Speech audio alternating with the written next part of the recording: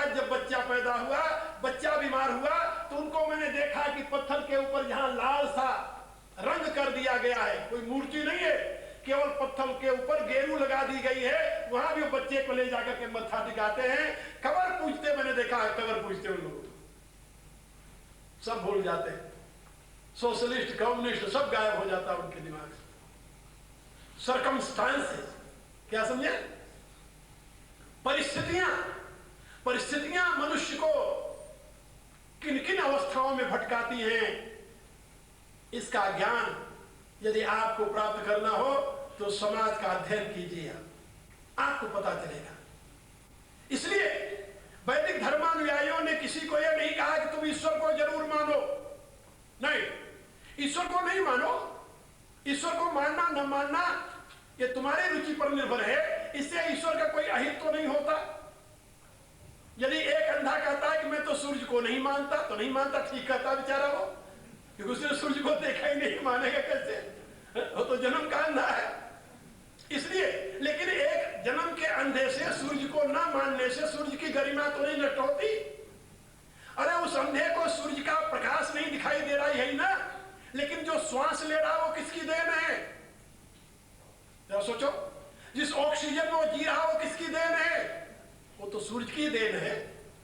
सूर्य न हो तो यहां ऑक्सीजन नहीं होगी, सूर्य न हो तो कोई प्राण नहीं ले सकता, श्वास नहीं ले सकता, सूर्य न हो तो किसी का जीवन का अस्तित्व रह नहीं सकता, सूर्य न हो तो यह पृथ्वी जीवित नहीं रह सकती। जिस पृथ्वी पर वह है, जिस जल को वह पीता है, यह जल सूर्य की देन है। जिस पृथ्वी पर वह है वो पृथ्वी सूर्य की देन है। जिस श्वास को ले रहा वो श्वास सूर्य की देन है। जिस आकाश में उसका जीवन वो आकाश सूर्य की देन है। इतना सब कुछ सूर्य दे रहा है। यदि उसके पूर्व जन्मों के दुष्कर्म के परिणाम से उसकी आंख अब नहीं है तो सूर्य क्या करे उसके लिए? लेकिन सूर्य के बिना उसका अस्तित्व नहीं रहेगा। इसी रूप से वैदिक विज्ञान ने बताया कि यदि कोई ईश्वर को नहीं मानता, तुम उसके लिए उसको दूषित मत समझो, उसका अपमान मत करो। लेकिन जो वेद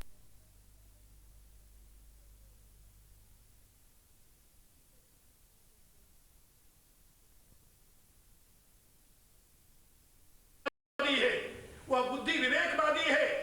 उसको यह पता है कि मनुष्यता की प्रतिष्ठा उसके ज्ञान के ऊपर अवलंबित है, उसके बोध के ऊपर, विवेक के ऊपर अवलंबित है, उसकी मान्यताओं पर अवलंबित नहीं है। इसलिए जो प्रमाण दृष्टि वेद में रखता है और उस वेद के प्रकाश में उपलब्ध होने वाली संपूर्ण विचारधाराओं को जो आत्मसात करने के लिए तत्पर रहता है वो हिंदू है। और हिंदुओं का गौरव, हिंदुओं का वह गौरवपूर्ण इतिहास अब तक जो बना है वह वेद के प्रकाश में ही बना है। याद रखो, जिन ऋषियों की हम अपने आप को संतान मानते हैं, उन ऋषियों ने वेद की आराधना की है, वेद की उपासना की है, वेद के ही बताए हुए रास्ते पर चल करके वो महान बने हैं। और हम लोगों के लिए भी उन्होंने यही निर्देश दिया कि वेद के पथ पर चल करके ही तुम महान बन सकते हैं। गोस्वामी तुलसीदास जी ने अपने दोहावली में लिखा, उन्होंने लिखा, कहा कि भाई इस कलयुग में शब्दी साखी दोहरा कही कथनी उपखान भगत निरूपण कलि भगत निंदा ही वेद पुराण। कहा जो वेद और पुराण को नहीं जानते उसकी निंदा करते हैं वो अज्ञानी लोग हैं। और दुनिया में जहां तक ज्ञान विज्ञान का मूल स्रोत है वह वेद है। इसलिए हिंदू का प्रथम लक्षण है कि वह वेद प्रमाण बुद्धि उसकी वेद में है, वेद में प्रमाण बुद्धि है और एक अद्वैत ब्रह्म की उपासना करता है, वो ओंकार की उपासना करता है वो। इसलिए आप देखेंगे भारत से जितने संप्रदाय निकले हैं सभी ने ओंकार को कभी त्याग नहीं किया, ओंकार को पकड़ा। बौद्धों का मूल मंत्र है ओम नमो ओम मणि पद्मे हुम, ये बौद्धों का मूल मंत्र है। जैनियों का मूल मंत्र है ओम नमो अणिहंताणम। सिखों का मूल मंत्र है एक ओंकार सत्यनाम करता पुरुष। ये एक ओंकार तो कोई नहीं भूला। और दुनिया में जितने अन्य धर्म हैं, दो ही प्रचलित और धर्म है जिसको आप यहूदी या ईसाई और इस्लाम कहते हैं, उनके यहाँ भी वही ओंकार दूसरे रूप में मौजूद है। चाहे आप कहो ओमैन, चाहे कहो आमीन। ये ओमैन और आमीन जो है ये ओंकार का ही अपभ्रंश रूप है।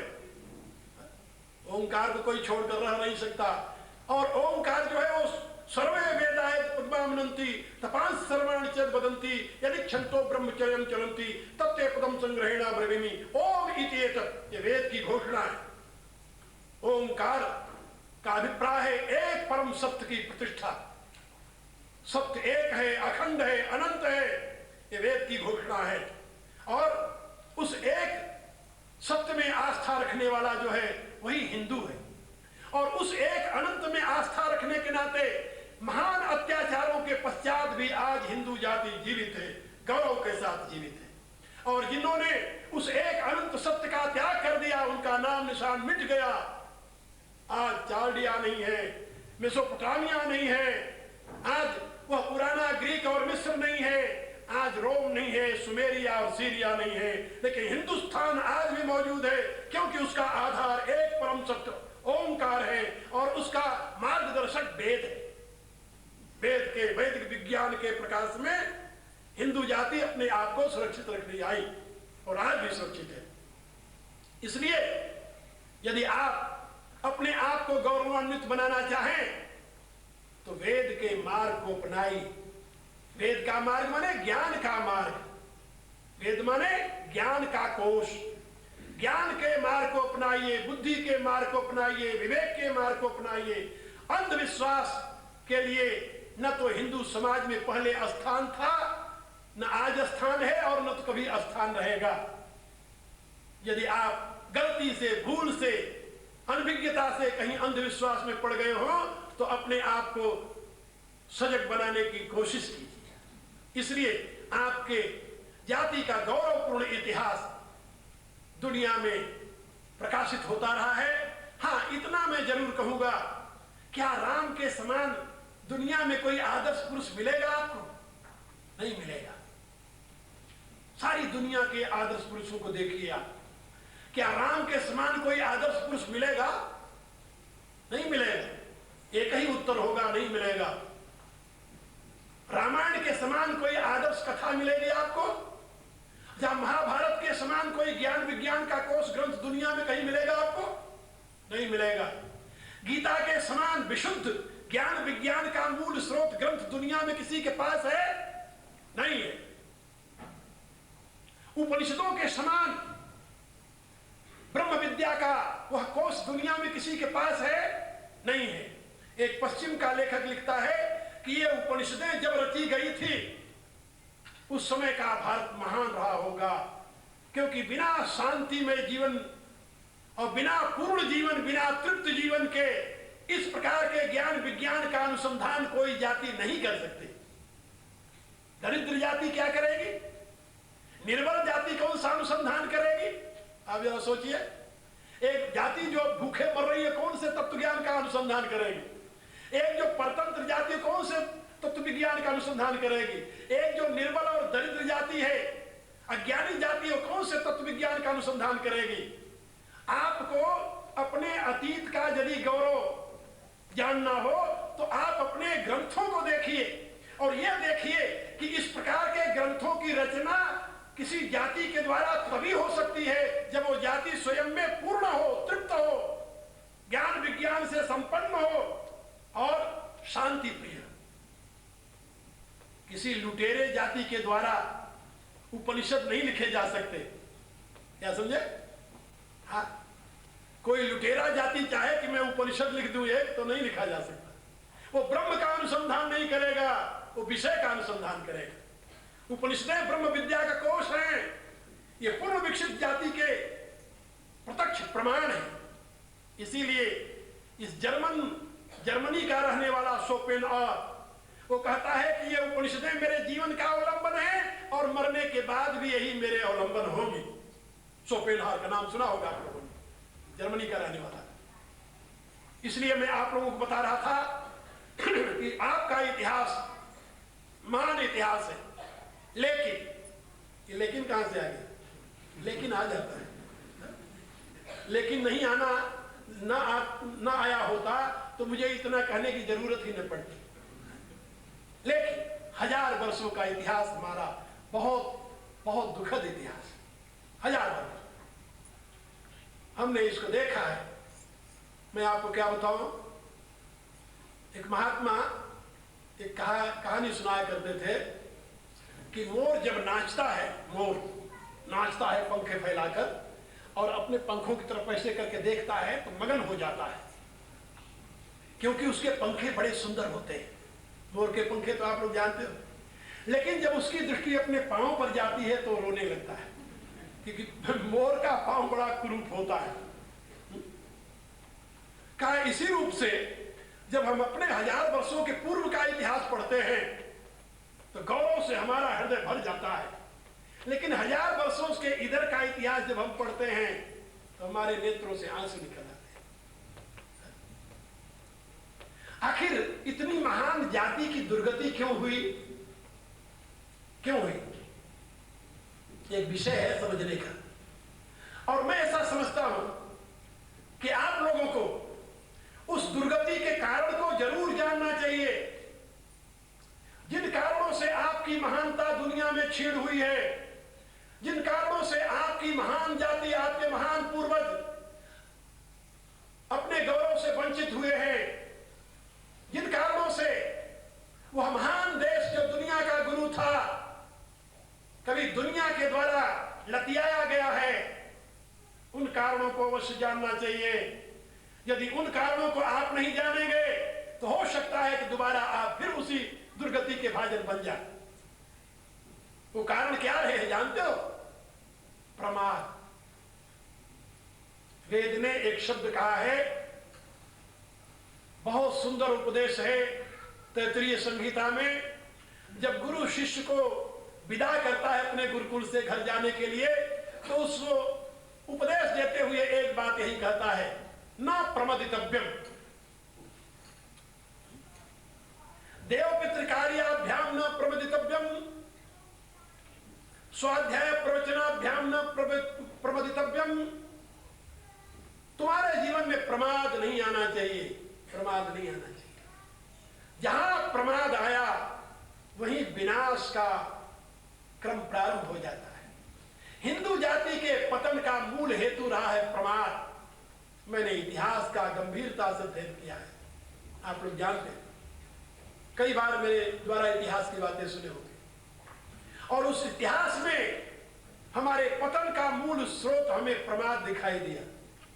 जब आदमी प्रमादी हो जाता है, प्रमादी हो जाता है तो वह ज्ञान विज्ञान से वंचित हो जाता है। ज्ञान विज्ञान से वंचित होने पर अज्ञान उसके ऊपर सवार हो जाता है, और अज्ञानी हमेशा दरिद्र होता है, दरिद्र। और दरिद्रता मनुष्य में निर्बलता लाती है, और निर्बलता जो है वो परतंत्रता ले आती है। शुक्राचार्य जी ने लिखा है अपने नीति शास्त्र में कि जो परतंत्रता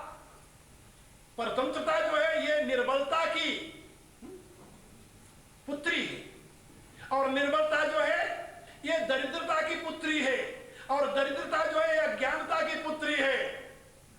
जहां अज्ञानता होती है वहां दरिद्रता होती है, जहां दरिद्रता होती है वहां निर्बलता होती है, जहां निर्बलता होगी वहां परतंत्रता हो जाएगी।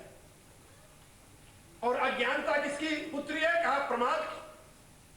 जहां प्रमाद है वहीं अज्ञानता होती है। जो जाति प्रमादी हो जाए, समाज प्रमादी हो जाए, देश प्रमादी हो जाए, वहां यही गति होती है। और यह प्रमाद क्यों आता है जानते हो? प्रमाद में हेतु क्या है? ये बहुत ही गंभीर विषय है। इस विषय में मैं आपको दोबारा जब यहां खड़ा होऊंगा बोलने के लिए, आपके वर्तमान के संबंध में उस समय इसका जिक्र करूंगा। अभी समय बहुत हो गया, मैं अपने विचारों पर विश्राम देता हूं। हरिओम।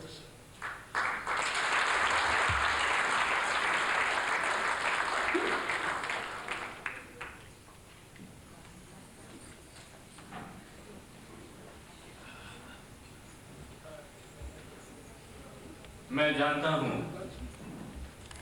जो ज्ञान के प्रेमी हैं, भक्ति के प्रेमी हैं, उन्हें अभी तृप्ति नहीं मिली, इसीलिए तो गुरुदेव फिर से आएंगे 2 बार में। प्रेम से बोलिए गुरुदेव महाराज की। भाई और बहनों, हम पेश करेंगे आपके सामने 2 भजन।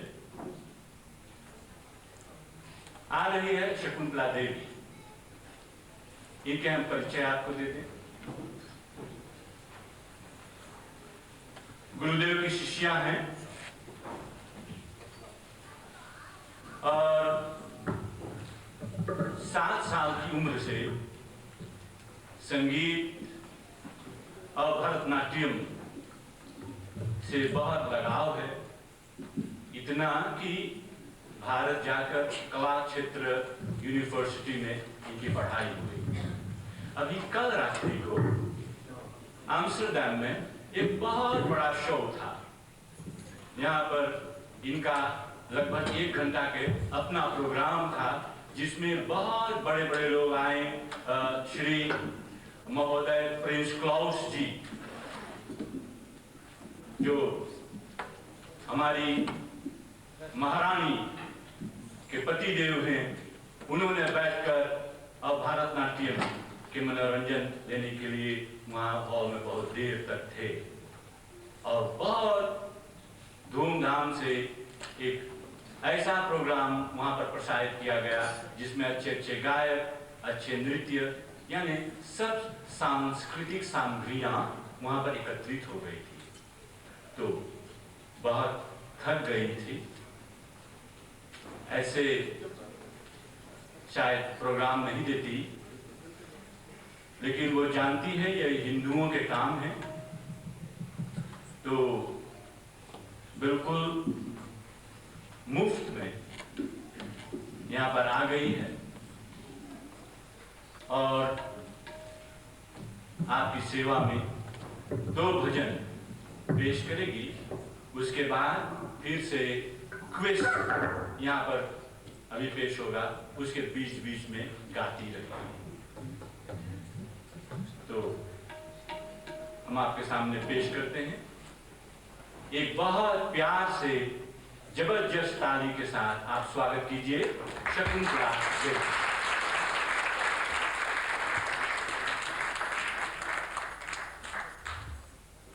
उपस्थित सज्जनों को हम सब की ओर से सादर प्रणाम। आज हिंदू दिवस के उपलक्ष्य पर हम आपको चंद भजन गाएंगे। तबले पर हमें सहयोग देंगे जाने माने कलाकार श्री राजकुमार जी।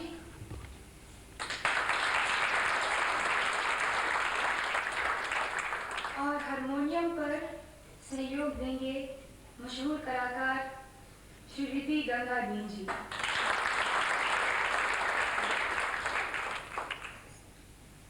भजन गाने से पहले हम एक प्रार्थना के साथ शुरू करेंगे।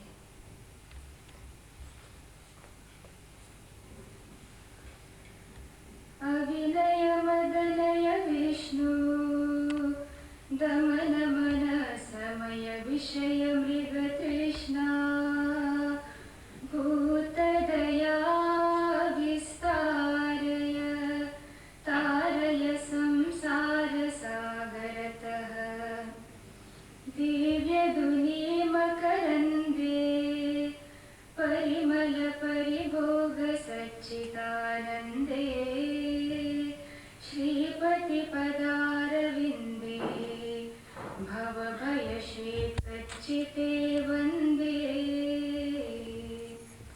सत्यपि वेदापगमे नादतवाहं नमामहि न त्वं सामुद्रो हि तरङ्गः वचनसमुद्रो न सारङ्गः उद्धृतनगनकपिदनुजगनुजकुला मित्र शशिदृष्टे दृष्टे भवति प्रभवति न भवति किं भवति रस्कारः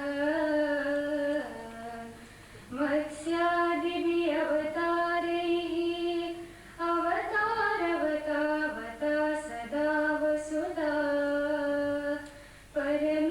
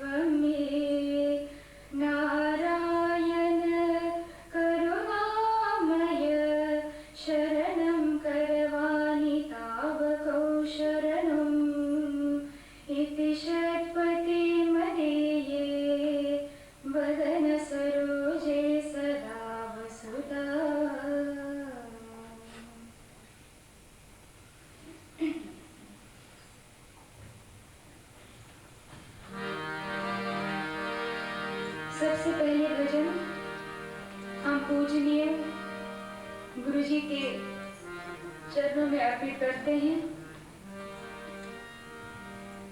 गुरु के बगैर मनुष्य अधूरा है। गुरु हमें ज्ञान देती है, सही मार्ग पर चलने की शिक्षा देती है। आजकल के युग में ऐसे गुरु मिलने बहुत कठिन है। तो इस विषय में कबीर जी क्या कहते हैं, अब हम आपको सुनाने जा रहे हैं। आशा है कि आपको ये भजन अच्छी लगेगी।